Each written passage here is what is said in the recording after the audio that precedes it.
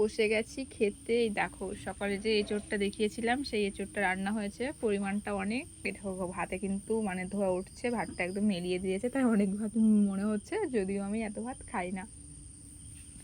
এটা আমার খুব ভালো লাগে, সেই জন্য পরিমাণে অনেকটাই দিয়েছে। আর এত টেস্টি লাগে এঁচোড়টা খেতে, খুব টেস্টি। তোমরা যদি রেসিপি চাও অবশ্যই জানিও, তাহলে দেবো। খুব টেস্টি। ভাতগুলো প্রচণ্ড গরম।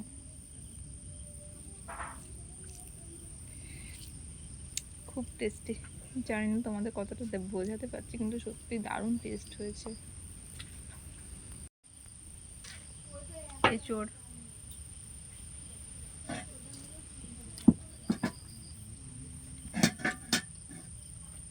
এত টেস্ট, প্রচণ্ড টেস্ট।